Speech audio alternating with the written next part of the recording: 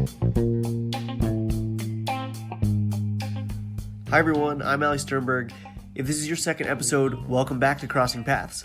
If this is your first episode, let me recap as to what this podcast is all about. New cultural experiences have always been very important to me. It's the reason I moved to Chile in 2012. It's the reason I continue to become fluent in Spanish every day. And it's definitely part of the reason that I said yes, and more yes to my wife's idea of attending culinary school in Spain. So here we are. We moved from New York City to Madrid in February with our dog, and the thing that I want to do the most is meet other people from all over the world who are living away from their home country as well. Hear their story, find out how all this came about. I'm pretty sure that even though we're from different places, there's probably a common thread, and we'll find all this out together. Today's episode, we cross paths with our guest Daniel Silva. He is a serial entrepreneur from Brazil who spent time in the US as well as the UK. We talk about how he decided on Madrid, the importance of cultural experiences for him and his family, his business ventures, recent sale of his company, entrepreneurship in Europe, and being a sports enthusiast, and how that impacts his life, his family's life, as well as his upcoming business opportunities. So I hope you enjoy. Thank you, first of all, for doing this. Thanks for having me. Yeah. The first thing I kind of wanted to know about, you are originally from Brazil. Yeah, absolutely, yes. Whereabouts? I was born in Rio. Oh, cool. Rio de Janeiro. Yeah. I was there, my wife and I went a couple years ago. Cool. For the first time. How was it? Lots of fun. I was so happy with how our time, I went with my parents-in-law from Chile, so there was a short flight for them, and my wife and I from New York, and we had an awesome time. I would go back. Cool. I tried to learn a little bit of Portuguese. While you're there. On Duolingo beforehand. It was okay. Oh. I kept saying Ótimo, which I don't know if that's... Yeah, it's the same. Okay, good. Great. Okay, good. Ótimo is great, people. I was saying Ótimo, and people looked at me, and my wife was like, You're not saying that right. So I was born in Rio, early 80s. Okay. And lived there until I was 18, when I moved to the US. Okay. Where'd you move to? I moved to Washington, D.C. Nice. And then I got into college in Erie, Pennsylvania. So you moved to D.C. prior to going to college? Prior to college, yeah. I lived with a family over there. Oh, like homestay? Yeah, well, yeah. Homestay, like, host parents. Yeah. However you call it. So I stayed with them for half a year. Cool. And then, meanwhile, I applied for college, got in, and lived in the U.S. for another 5 years. Gotcha. You did 4 years and then OPT for a year? 4 years in OPT. Nice. Yes. Got to travel extensively throughout the country. Really, really, really cool stuff. Great learning. I like to say that I was very lucky with the time that I did as well. Yeah. No Skype, no WhatsApp. Yeah, you were totally free. Yeah, so the culture, was really intense. So yeah. I know a lot about the culture and values and so on, and I keep it for myself. You mean like you could fully immerse yourself because you're not just all the time connected? Thanksgiving with Americans, Yeah. I think now people live in a parallel world, when they go abroad. So they are there, but they are also with their mobile somewhere else. Yeah. So they're not fully experiencing, all the opportunity out there. But I did. It was great. So I did 5 years there. Then I moved to London. Okay. To get my master's. Where did you go to college in Pennsylvania? Edinburgh, University of Pennsylvania. Oh. It's an hour and a half north of Pittsburgh. Okay. So that was a Brazilian with 3 feet snow every single How was that? winter. How was that for you? It was good. It was good. I got to appreciate. Good. So every Christmas I was going home to Brazil, which was summer there. So you still got your summer. Yeah, absolutely. And then 3 years in London. I got my master's there.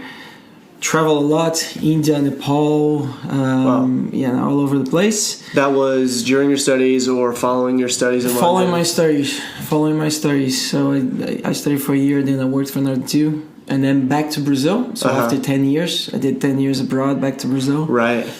And then stayed there for 9 years. Okay. What were you São Paulo then. Then I got back for business. And gotcha. São Paulo is the place to be in Brazil. And then... I've heard that, I guess. The 2 places I know in Brazil, which is Rio and São Paulo. No, São Paulo is the place for business. São Paulo got some crazy numbers. It's the second city in the world with the most Fortune 500 companies. Oh, wow. Just behind New York. 25 million people, 25 million consumers. It's huge. It's a huge city. Wow. And then got involved with technology. Okay. tried few, got one right. Yeah. So my business exited, which is, what was your business? It was a last mile logistic platform. Okay. Something like Instacart/Uber, but we were mainly focusing on business to business and e-commerce. Gotcha. So we're doing a lot of packages for companies like Amazon, let's say. I see. Yeah, I was going to ask you to make it the most basic understanding for me and for everybody. No, so basically what we had a platform, just like an on-demand, like Uber, in which we were connecting demand, which could be, the e-commerce business or a business itself, or, like an end consumer, with drivers, qualified drivers, just like you do with Uber. Gotcha. So we got to have 4,000 delivery drivers in 8 states of Brazil. Oh, wow. Yeah, that was crazy. It's pretty big. Crazy. And over what period of time was this? This was over the 9 years you were in Sao Paulo? No. I got involved with technology, did some startups, had a really cool business developing apps for companies like Volkswagen, Nivea, got to win international awards and everything. And then this was the last 4 years. Okay. Yeah. So before that you were designing apps, and then you kind of went into this bigger venture for yourself. Actually, now it's a super hype word. It's a venture builder.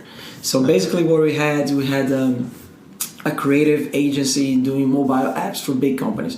So anything from idea creation to full development.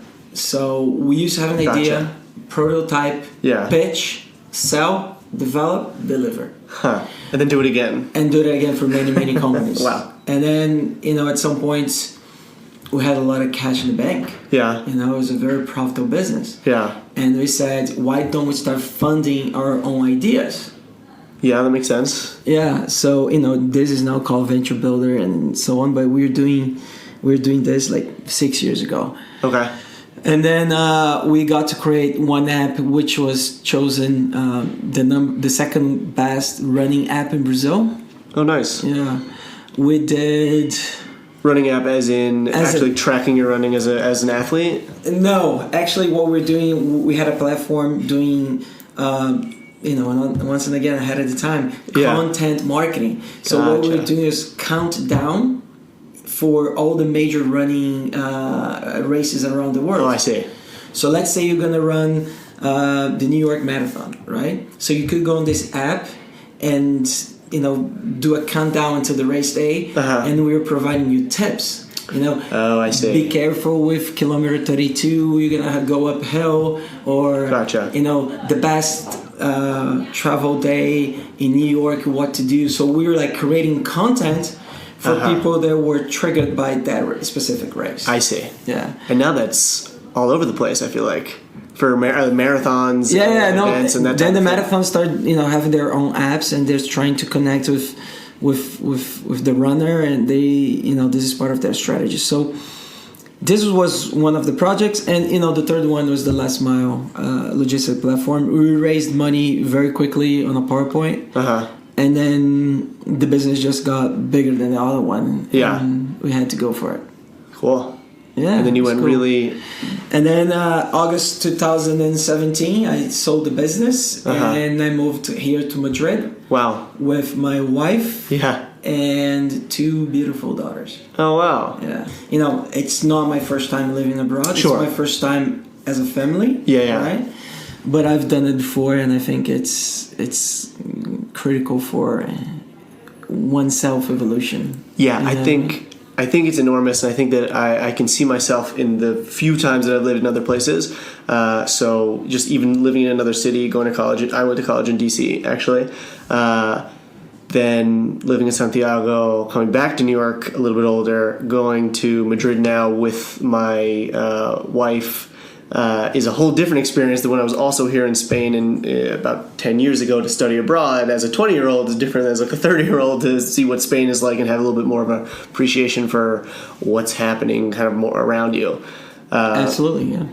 So you sold your company, you moved to Madrid. Did you come to Madrid for opportunity in business, or did you come here for like a life move, or a mixture of both?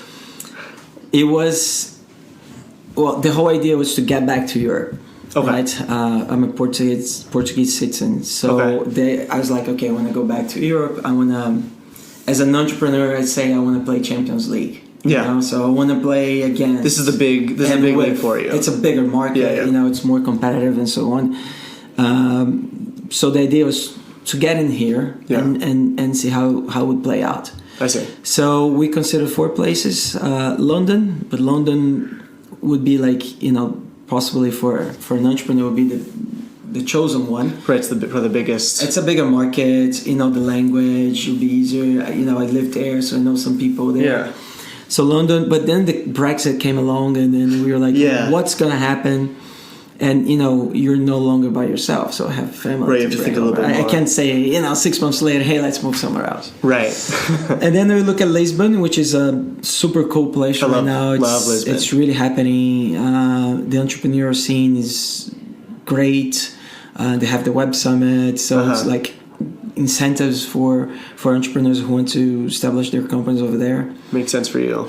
It would, but then, you know, you take away the language experience for the family. You know, we'll be speaking Portuguese. Oh, I got you. And do you speak Portuguese at home? We speak English and Portuguese at home. Okay. So yeah, and then Barcelona, Madrid, and I'm a huge Real Madrid fan. So you can't live in Barcelona. So the first thing I did after selling the company, I got season tickets for Real Madrid. I said, "Oh wow, we have to go there. Whatever happened, I'm gonna enjoy it. Yeah, and give some time for myself."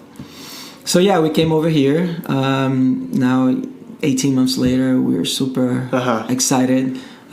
It's a city that's changing in front of our eyes. Yeah, it's really happening. You see a lot of, you know, new places coming up.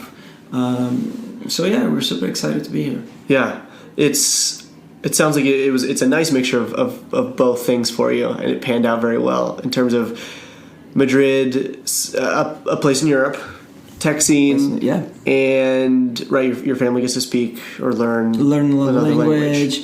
And I think, you know, once and again, you are 2 hours flight to London. You are 2.5 hours flight to Berlin. Right. You know, you can get a train to Valencia, to Barcelona. Right. You're an hour away from Lisbon. You're an hour away from Lisbon. So the way to look at it is Europe is a market itself.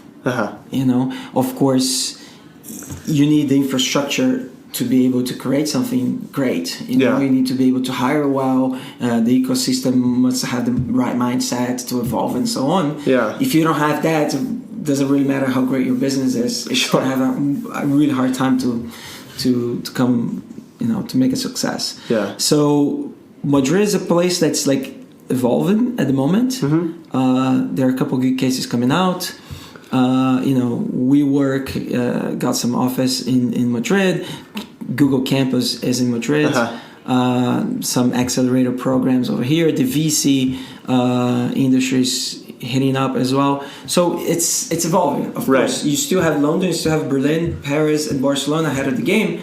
But you know, the quality of life that you get in Madrid and the opportunity to be part of this, let's say, revolution or acceleration is an opportunity. Something that maybe is a little bit more on the ground floor, and that you're a part of the ecosystem in a different way. It's more early stage, let's put it. You know, it's going to evolve. It has to, and I think there are some great people who want to make this a place to be. Yeah. So early days, ecosystem is still lacks a lot of stuff, but it's gonna come about. Sure. When you moved here 18 months ago, what was your first month or so like in terms of adjusting for you, your wife, your family? Okay. Well, we got here in August, right? So it's like... a little bit hot. It's 44 degrees Celsius. Yeah. You know, so you guys can have an understanding. It's like close to it's like 100, 105 Fahrenheit. So it's insane. But we are so excited. You know, I think the first month was more like a, you know, holiday. Everything was great. Yeah. You know, if we went to the water park and the queue was like an hour and a half, we were celebrating because we were at the water park. If we go there today, we're gonna be pissed off that you're in the queue. You were in the honeymoon phase. Yeah, so we're in the honeymoon phase. Super excited. We're celebrating a big, you know, professional accomplishment. Yeah. I was really excited to be here. And at the same time, I was exhausted. Yeah. So it's a huge move. Yeah. So it was really, really tricky. And then we need to figure out how to do about housing, school, and so on. You have to think about way more things than I had to think about, which is literally just finding an apartment. No, absolutely. So I remember we got the apartment on September 1st. And when did you arrive here? August 18th. So we did Airbnb. You did a quick turnaround. We did Airbnb for a few days, and then we got an apartment.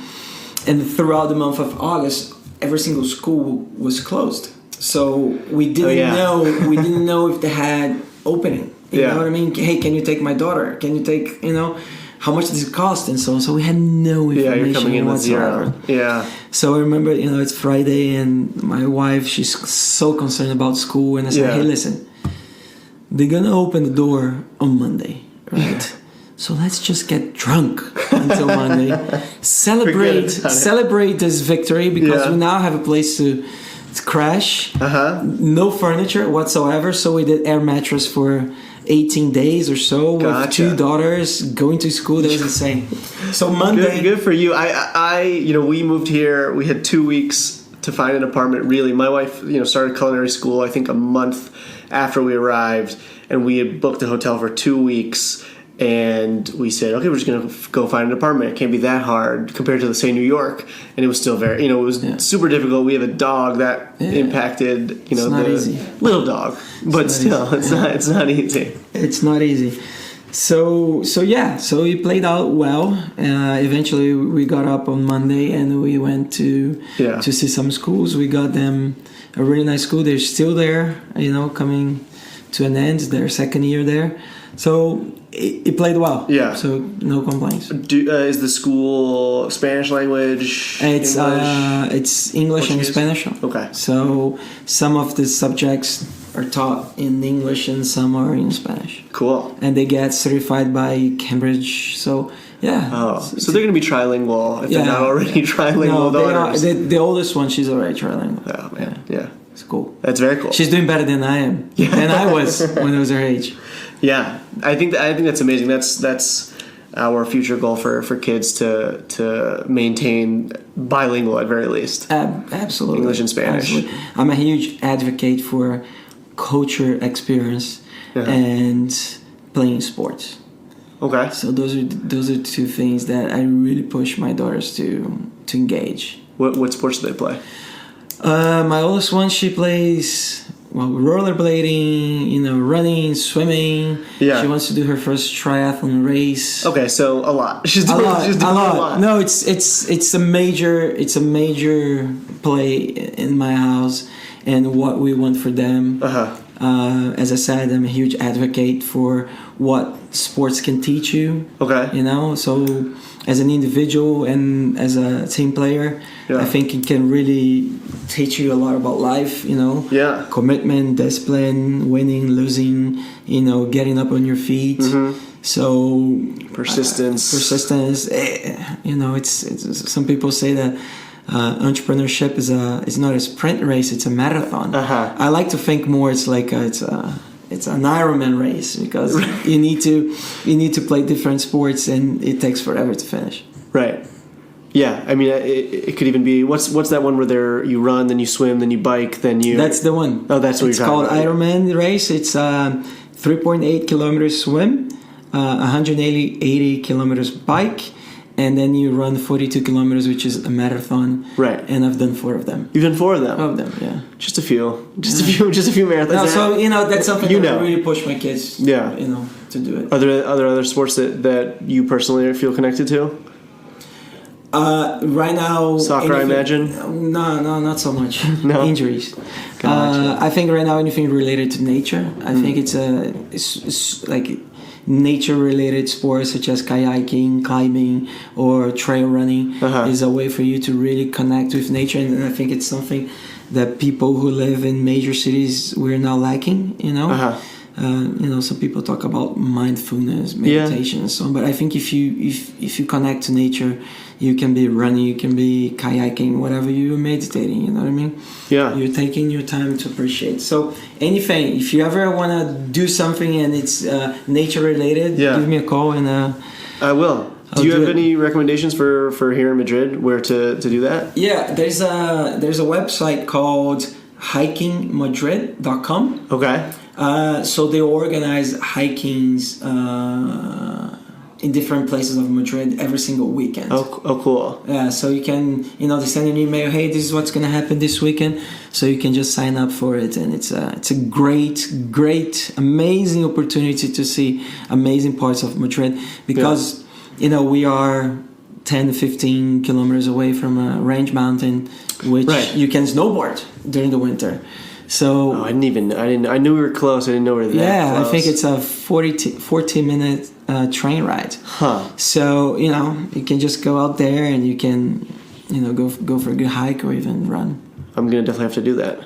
Do it. Yeah, I mean, I am late to the hiking and trekking game. My wife is absolutely the hiker and the trekker. But now that she's kind of introduced me to it, it is something that I definitely want to do. I am a tennis player and basketball player more so than anything. So I'm constantly looking for places to play tennis and basketball. As a tennis player, I recommend you try paddle. Have you seen it? Yeah, I have seen it. Yeah, it's a huge sport here in Spain. It's a mix of squash with racquetball with tennis. So is it the mini court? It's the mini court, 2 versus 2. The surrounding is glass. Yeah. So it's a big sport here. You can find a pista de paddle everywhere. Cool. I'm definitely gonna do that. Yeah. Because I'm give it a try. As I adjust to life in Madrid, that's the biggest thing that we're kind of looking for is how to be involved in some activities and sports. It's everywhere. They also have the public swimming pools. So there are many spots around town, and you can just go and pay like a day pass, so you can go for swimming. Oh, nice! Because Madrid is very hot during the summertime and very dry. So it's like so you need to go to desert the pool. Weather. So you need to be in the pool. Yeah, absolutely. Cool. Yeah, I'm definitely going to check that out. Are you feeling now, 18 months in, that Madrid is a place for long term? Is that still in motion? I think it really depends how the business will play out. Currently, I've done investment in companies in Brazil. We're looking at some companies right here as well. So I could be here for another 2, 4, 5 years. I don't know. But I'm super, super happy here. Like the quality of life, everything that you can experience, the food, the wine. Yeah. If you're listening to this, you must try the red wine. The Rioja? No, I like the Ribera better. The Ribera, yeah.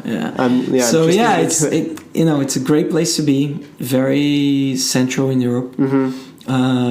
Super safe. Super kids friendly. It's parks everywhere that you can take your kids to play. So it's a good place. We're happy. Good. I can't say long-term commitment because we're not going to be. You never know. You never know for sure. Yeah, we're getting used to things, and Retiro is our main park, but there's plenty of other parks to check out. Yeah. Any Madrid complaints? Things that you would like to be better, or maybe not complaints, but things that have been difficult. Someone moving here. I think overall it's a AAA city. Very friendly, clean, safe, beautiful. The architecture is beautiful. It's super easy to get around. It's fairly flat, so you can pretty much walk everywhere. I think changing would be more to the mentality of the people, especially the elder one. Yeah. Be more futuristic. You know what I mean? Some people argue that no, it needs to stay tradition. We like our cafes. We don't want a lot of Starbucks. Yes, I like that idea as well. But the world is changing. Yeah. And if you say, but we don't want to change, that's not going to happen. It's going to change regardless. So you can either be at the top front, be a major player, or you can just accept. And when you accept, you lag behind, and it's just going to be top down, through your throat, that sort of stuff. So I think, change people mentality. Yeah.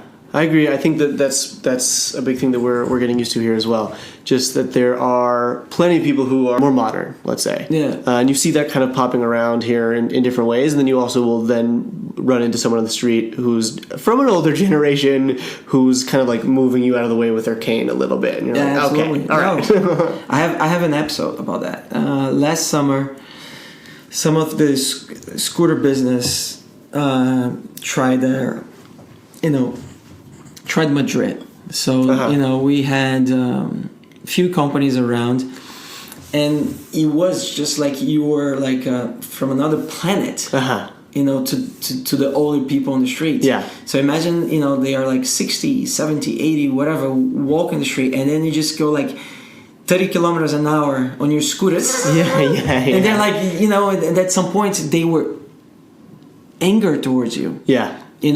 So it's tricky. You're not gonna slow down this kind of mobility. Right. Okay, of course there's friction in the beginning, but they were like too hard on it. Yeah. So, things like that. And also some bureaucracy when it comes to like renting a place, that sort of stuff. But, in the end it's very open and it's a very international place. You can eat great sushi. You can eat great. Yeah, there's lots of great food here. Yeah. It's the most amazing thing that I was like, I don't really miss anything from New York because I can get it. And I didn't think I would ever say those words. Yeah. In terms of food, I can get sushi, and I can have there's Mexican places everywhere. Absolutely, burgers and everything. Yeah. You can't get Lucky Charms though. Yeah, it's hard to find. There's one like very small American store in Chueca that has, I think, Lucky Charms. Okay, then. Yeah, I think I have. Yeah, go check. We have been in Jerry's. I'm happy with that. Yeah, that's true. No, I think you're right. I think an example for me is that we have our little dog and he wears orange boots everywhere because in New York, the boots are quite popular. It keeps your paws clean, the dog's paws clean. You just pop them off when you get home and he's ready for the house. Here, you either get people that are going, "Oh my God, look at that dog with those boots on. That's amazing. I love it." Or we were walking somewhere the other day and someone says, "Is he injured?" We said, "No, this is just for health reasons." And she looked at us and went, "Pobre perro." She was like, "Poor dog." And we were like, "Come on, lady. You don't have to tell us that." But you'll find it everywhere. Yes, probably. You will. But I think, when you ask what could be changed, I think those are the things. Yeah. And it's not that really bother me at all, but, Madrid has a chance to be a real player in the next few years, but it just needs to catch up. Yeah. And just open mind and this whole idea of, entrepreneurs, trying new things, experimenting. It just needs to embrace that, Yeah. They can't protect their bar with poor service. You know what I mean? Right. Because of like cañas and tapas, Right. Right. They should coexist. But you can't block new things coming out. Right. You can be traditional, but don't stop the other place from. I think so. And and in the end, if it's a good business, it will survive because people will demand both. Right. You're gonna have the burger crowd and you're gonna have the tapas crowd. They'll be okay together. Yeah. What's your biggest venture here in Madrid? So over the last year or so, after 6 months of drinking wine at fairly early hours. Yeah, which is customary. Well, I had to celebrate a little bit, I think. I started looking to, where am I going? And the whole idea of staying with the technology industry, it was there, I understand. I have good connections. I've done it before. But I wanted to do something that was really close to my heart. Because as you create a business, you're gonna go through so many setbacks, and if you don't really like what you're doing, it's just like a huge sacrifice. Yeah. And I've done that in the past, so I know how it feels. So I started looking to sports, which spoke earlier today, something very close to my heart. And then travel all over the world, Tel Aviv, London, Berlin, looking for entrepreneurs. What are they doing? What's hot in the market? How's the ecosystem, who's doing what, where are the opportunities and so on. Yeah. So I created a company with 3 other people. Okay. And what we're currently doing is we are experimenting with the market. Okay. We have, How's that? sports and technology, it's a market called sports tech. And then you start looking to health and wellness, and it just becomes something much bigger than just sports. And then we found a big problem there to solve, which is child obesity. Okay. You know, close to 50% of American kids are now obese. Yeah. And, you know, we have been talking about this for so long, and we're constantly saying American kids, but it's no longer. I was going to say, it's no longer American kids' problem. It's, you know, UK with like 20% and going up, Spain going up, Brazil with 14%. So the problem is huge. The impact on the economy, it's amazing. It's like in the UK itself, it's 90 billion pounds. Wow. Because what happened with like an obese child, you have the physical problem, right? Which is a long-term one. Yeah. It's not that he's only going to be, you know, overweight at age 12. He's going to carry that all his life. You have the mental situation, which is directly related to bullying, you know? Right. And then you're talking about directly and indirectly impacting the family, the educators, the school principal, the friends. Yeah. You know what I mean? It's a wide-ranging effect. It's a wide-ranging effect. And then it puts pressure on the health system, especially the public one. Yeah. You know? So the bill it's insane. It's super big. Yeah. So throughout, you know, we're experimenting. We're really trying to get down to the problem. We don't want to build a solution if we're not sure about the problem. Yeah. Meanwhile, I got invited by ASICS to be an entrepreneur in residence. Okay, cool. With their accelerator program in Barcelona. Oh, nice. Yeah, so we're about to kick in the second edition of the program. We're going to bring 6 startups from all over the world to be accelerated over there. Oh, nice. And then they will have a chance to pitch their business to ASICS, to live in Barcelona, to connect with the tech ecosystem over there, and to work with me. Come on. Yeah, what else? That's the highlight part. Yeah. So sports tech, looking at some really early stage investments. When I look at investment, I try to get as early as possible so I can position myself as a smart money. Yeah. So I collaborate. I use my network and open doors. I'm a mentor of them. So looking for opportunities in that scene, but in the end, just getting myself ready to get back in business and launch a new one. Yeah. Sounds good. Yeah, let's tackle child obesity. I think this is something very close to my heart. I think it's something directly related to, the challenge that we have to maintain this planet as it is. We are eating too much, we're producing too much waste. The plastic thing is a big problem right now. Yeah. So I'm excited. You're busy, you're excited. I'm busy, excited. The family is doing well. Madrid is a great place. There you go. Thanks so much for talking with me. No, I really appreciate thanks for the opportunity.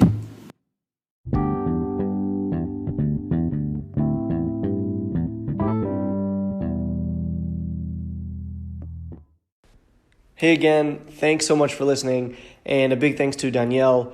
We are hopefully going to get together and play some paddle soon, which I'm very excited about, so I'll let you know how that goes. Next episode, we are speaking to Jawad Yahia. He's also in the startup scene in Madrid, and he also considered Barcelona. I always thought that Barcelona was the more popular destination in Spain, but I guess not. I guess we're finding out together that maybe that's not the case anymore. Jawad is originally from the UK. His parents are from Lebanon. He's moved around quite a bit in his life. The US, Canada, multiple stops in the Middle East. So stay tuned. And if you enjoy listening, consider subscribing to the podcast, and I hope you'll join us next time.